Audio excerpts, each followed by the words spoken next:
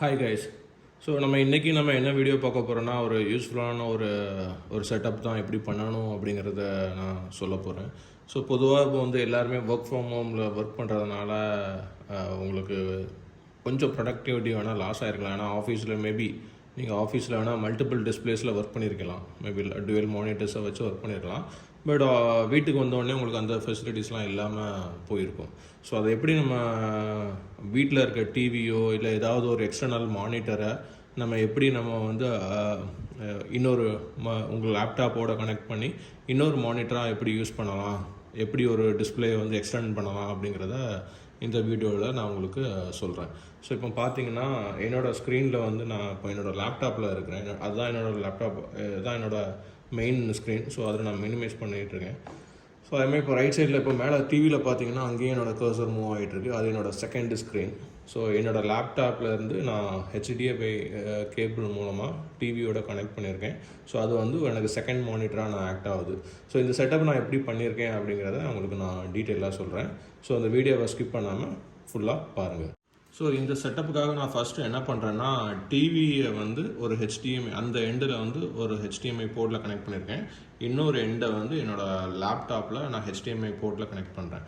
So இது உங்கள் டிவியோ இல்லை உங்கள் டிஸ்பிளேயோ ஃபார் எக்ஸாம்பிள் அது டிவியில் கூட விஜிஐ கேபிள் சப்போர்ட் இருக்கலாம், ஹெச்டிஎம்ஐ கேபிள் சப்போர்ட் இருக்கலாம், இல்லை வீடியோ அவுட்டு சப்போர்ட் இருக்கலாம். ஸோ என்ன மாதிரியான வீடியோ அது இன்புட்டாக எடுத்துக்குதோ ஸோ அந்த மாதிரி கேபிள் யூஸ் பண்ணுங்கள். மோஸ்ட்லி இப்போ எல்லா ஸ்மார்ட் டிவிஸோ இல்லை டிவிஸ்லேயோ உங்களுக்கு ஹெச்டிஎம்ஐ சப்போர்ட் இருக்கும். ஸோ நான் HDMI to HDMI cable use பண்ணுறேன். ஒரு எண்டை நான் என்னோடய லேப்டாப்பில் பின்னாடி நான் கனெக்ட் பண்ணுறேன்.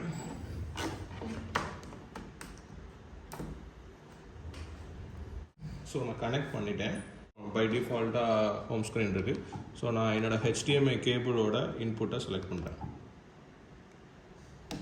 ஸோ பை டிஃபால்ட்டாக நீங்கள் ஹெச்டிஎம்ஐ கேபிள் கனெக்ட் பண்ண உடனே வாட்டெவர் உங்கள் லேப்டாப்பில் என்ன ஸ்க்ரீன் இருக்கோ ஸோ அதே ஸ்க்ரீன் தான் உங்களுக்கு அந்த டிவிலேயோ இல்லை எக்ஸ்டர்னல் மானிட்டர்லேயோ பை டிஃபால்ட்டாக உங்களுக்கு அங்கே டூப்ளிகேட் ஆகும்.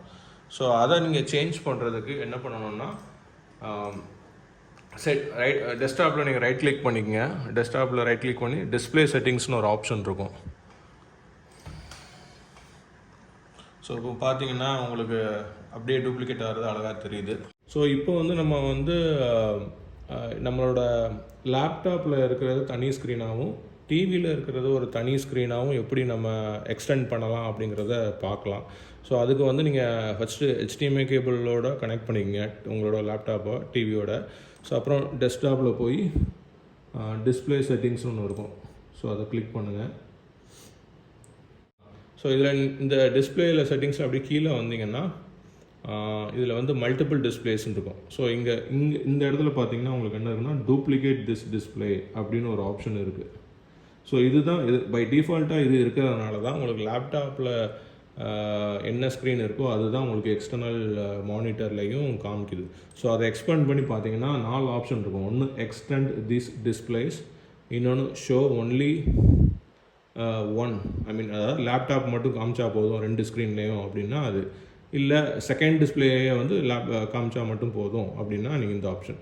ஸோ நமக்கு இந்த டிஸ்பிளே எக்ஸ்டெண்ட் தான் பண்ண போகிறோம். ஸோ அதனால் எக்ஸ்டெண்ட் திஸ் டிஸ்பிளே கிளிக் பண்ணிக்கிறோம். ஸோ செட்டிங்ஸை நீங்கள் சேவ் பண்ணிக்கங்க. இப்போ பார்த்தீங்கன்னா உங்களுக்கு தனித்தனி ஸ்க்ரீன்ஸ் தனித்தனியாக தெரியும். ஸோ அதை நான் எப்படி காமிக்கிறேன், அப்படியே ரைட் சைடு எண்டு கொண்டு போனீங்கன்னா உங்களுக்கு கர்சர் அங்கே வந்துடும். அப்படியே நீங்கள் லெஃப்ட் இதை தாண்டி இங்கே வந்துட்டிங்கன்னா இந்த லேப்டாப் டிஸ்பிளே வந்துடும்.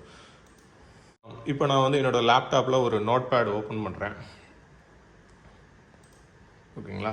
ஸோ ஓப்பன் பண்ணியாச்சு. ஸோ இந்த ஒரு அப்ளிகேஷன், இது நாட் ஓன்லி நோட் பேடு, நீங்கள் எந்த அப்ளிகேஷன்னாலுமே உங்களுக்கு இந்த மெயின் டிஸ்பிளேல தான் ஓப்பன் ஆகும். நீங்கள் அதை செகண்டரி டிஸ்பிளேனா அந்த டிவிக்கு மூவ் பண்ணிக்கலாம். ஸோ அதை எப்படி மூவ் பண்ணணும்னா, அந்த விண்டோவை நீங்கள் நார்மலாக மூவ் பண்ணிங்களா அதே தான்.